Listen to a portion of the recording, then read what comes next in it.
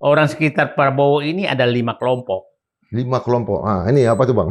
Kelompok profesional, Hmm. kelompok politik, kelompok jalur dinasti Jokowi.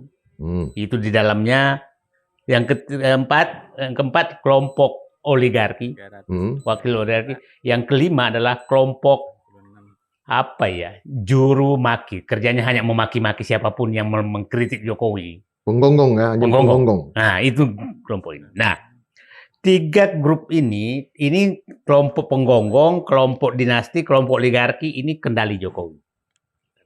Besar dong, Pak ya? Besar. Banyak ya? Banyak. Kayak Zulkifli Hasan tuh tiga-tiganya. Dia jalur partai karena ketua partai, tapi dia juga kelompok pemaki, siapapun mengkritik Jokowi dimaki sama dia. Tapi dia juga kelompok 4 malah dinasti. Pembela dinasti, dia juga kelompok pembela oligarki. Nah, ini yang musuhnya Prabowo. Jadi sebenarnya, Pak Bondan bilang, sekarang itu menurut saya baru sedang terjadi perebutan kekuasaan yang sebenarnya. Perang-perang tersembunyi. Ya, ini perebutan kekuasaan yang sebenarnya antara Prabowo dengan Jokowi. Antara yang ingin bangsa ini maju, bebas korupsi, bersih, bebas oligarki, dengan orang Jokowi yang ingin itu berlanjut. Ini sedang terjadi. Bukan kudeta merangkak lagi ya? Bukan. Kudeta yang kelihatan dari sisi wacana ya. Coba lihat, pantaskah? Kan begini, kita lihat Pratiknola. Setelah menjemput bapaknya, nemani sholat, dia langsung memuji-muji wakil presiden terhadap gerakan lapor presiden. Mana ada menteri memuji wakil presiden? Oke? Ya, saya nggak ikuti itu, Bang. Tapi abang mengikuti ya. Ya. Oke, ya. Iya kan? Iya. Artinya dia kan memuji-muji. Ya.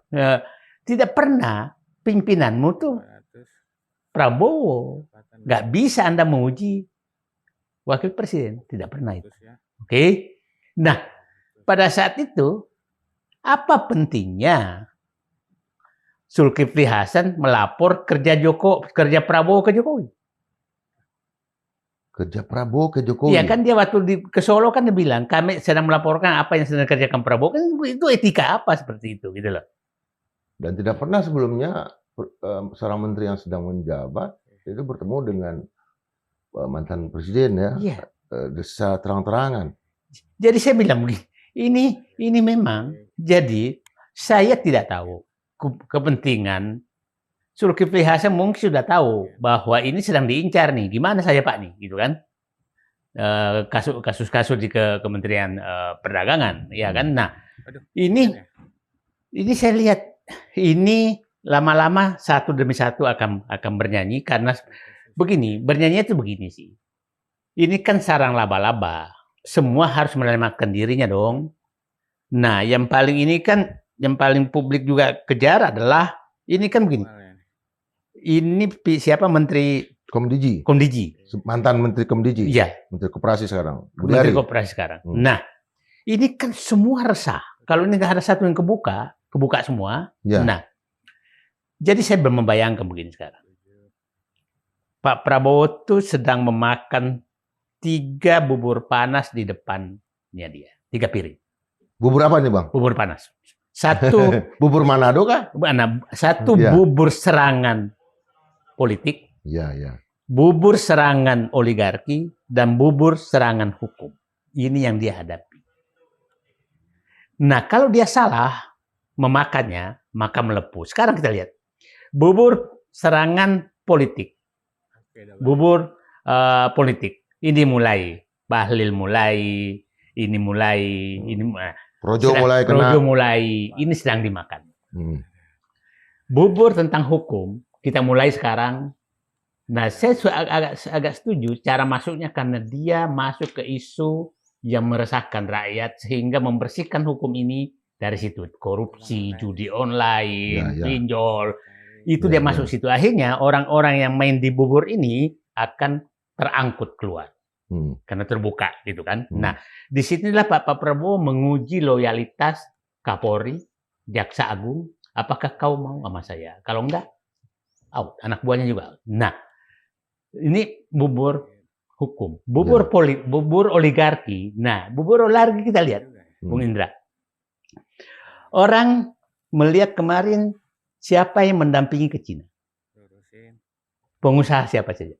Ada 2, Tommy Winata dan kemudian siapa Barito Pacific Timber sama?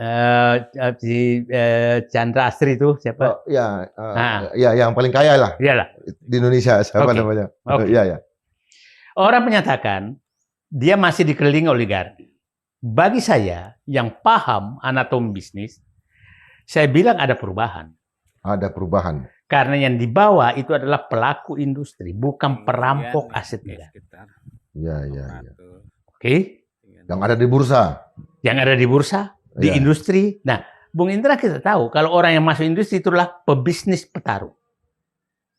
Bukan pengambil tanah rakyat. Bukan pengambil kebun rakyat. Bukan pengambil tambang rakyat. Bukan pengambil aset negara. Itu tidak dibawa. Jadi saya bilang, oligarki sedang dimakan juga bubur panas. Nah, jadi saya melihat tanda-tanda itu oke nih. Saya bukan anti pebisnis loh.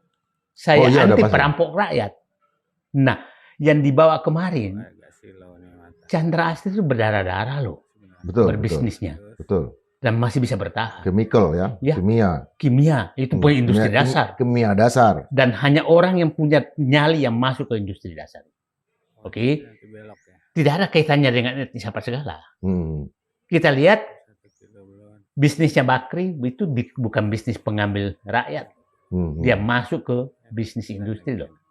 Makanya Andin Bakri ikut terus. Nah, kita Arsad ya ikut. Bukan pengambil rakyat loh. Ya kan? Nah, bukan saya memuji. Memang saya paham anatominya dia. Nah, orang menyatakan enggak, ini ada perubahan nih. Bukan perampok, pebisnis perampok rakyat yang dibawa. Nggak ada yang dibawa. Beda yang dibawa ke IKN. Iya. Nah, ini supaya Pak. Nah, jadi saya masih menaruh harapan. Oke nih, memakan bubur panas. Nah, orang bilang, kenapa? Enggak, saya tuh objektif aja melihat kok. Bandingkan foto Ara dengan oligarki yang dibawa Jokowi ke IKN dengan foto Hasim yang dibawa ke Cina. Ya.